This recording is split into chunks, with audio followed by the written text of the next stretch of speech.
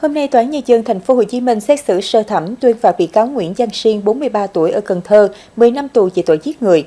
Trước đó, bị cáo Siên đã đâm một tổ trưởng trọng thương khi bị dọa cho nghỉ việc.